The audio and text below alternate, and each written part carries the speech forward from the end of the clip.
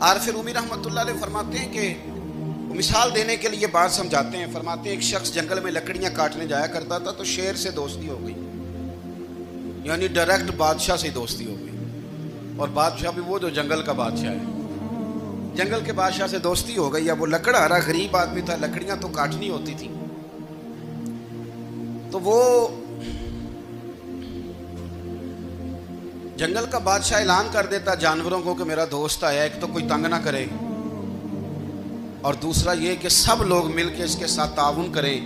کبھی کوئی جانور لکڑیاں اکٹھی کراتا, کبھی کوئی اپنی پشت پہ گدھا, بیل, گھوڑا, خچر رکھ کے وہ لکڑیاں باہر چھوڑنے آتا.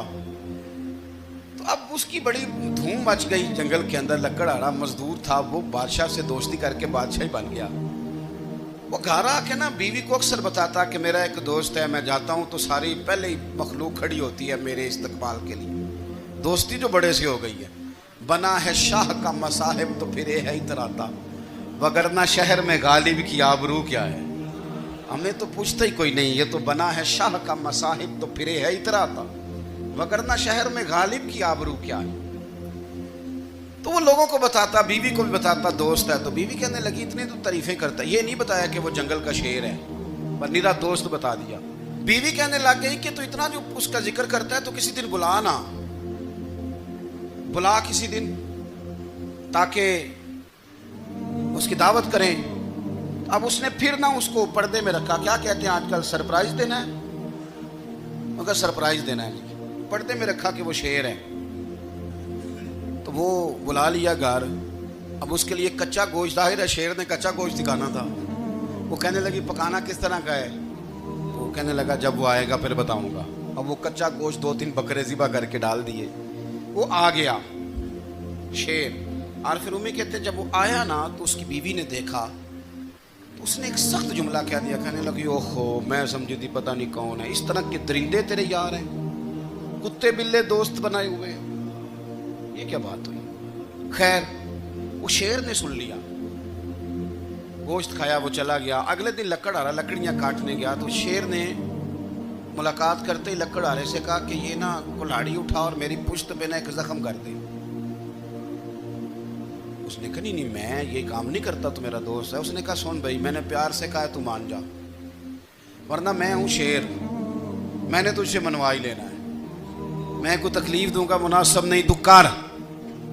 اس نے کلاڑی اٹھائی اور اس کی پشت پہ ایک زور سے زخم لگا دیا, خون بہنے لگا. اس نے کہا تو نے آج کے بعد آنا ہے, لکڑیاں کاٹنی ہے, تجھے کوئی کچھ نہیں کہے گا, بس یہ ایک حکمت تھی جو میں نے کیا ہے. قصہ مختصر. وہ آتا رہا, لکڑیاں ملتی رہیں, خدمت بھی ہوتی رہی. 6-8 ماہ گزر گئے. ایک دن شیر اس سے کہنے لگا یہ میرے ذرا بال اٹھا کے دیکھ, وہ جو تو نے زخم لگایا تھا وہ کہاں پہ ہے. اس نے وہ بال اٹھا کے دیکھا تو زخم ملا ہی نہیں, کئی جگہ پہ ٹٹولا کا, یار یہاں تھا, یہاں تھا, یہاں تھا. شیر نے پھر کیا کمال ہی جملہ کہا. اس نے کہا کہ وہ جو کلاڑی کا زخم تو نے لگایا تھا نا وہ مکمل ہو گیا, لیکن تیری بیوی کا جو لہجہ تھا اور اس کی جو تلخی تھی وہ آج تک میرے ذہن میں موجود ہے, وہ ابھی بھی مجھے تکلیف دیتی ہے. وہ بات سوچتا ہوں مجھے اس نے درندہ کہا, اس نے میرے بارے میں اتنے کچے اور کمزور اور سخت جملے کہے, تو وہ بات مجھے بھولتی, وہ آج بھی میرے ذہن میں اسی طرح گونجتی ہے. تلخ جملے جو اس نے کہے اور خوفناک جو انداز اس نے اختیار کیا, وہ بات مجھے کبھی بھی بھولتی. تو آپ کے لفظ لوگوں کو بھول جاتے ہیں, پر لہجہ یاد رہتا ہے اگر ہم اپنے لہجے پر تھوڑی توجہ ہی کر لیں. کچھ لوگ کہتے ہیں جی میرا جی روٹین ہی یہ ہے بات کرنے کی. تو یہ یاد رکھنا, کسی وقت ایسا بھی ہوتا ہے کہ شیر کو سوا شیر مل جاتا ہے. پھر ایسا نہ ہو کہ آپ کی تلخی کی جواب میں کوئی اس طرح کی تلخی ہو کہ پھر آپ اس کو کبھی بھلا نہ سکیں. ہمارے ہاں نا یہ دور تیزیاں دکھانے کا دور ہے. کچھ لوگ ضرورت سے زیادہ تیزی دکھانے کی کوشش کرتے ہیں. ان بیچاروں کا کبھی کبھی اتنا سخت نقصان ہوتا ہے کہ ان کو ان سے بھی کئی گنا تیز بندہ مل جاتا ہے. وہ کسی ایسی جگہ جا کے بیچارے الجھ جاتے ہیں جہاں سے واپسی کا راستہ نظر نہیں آتا.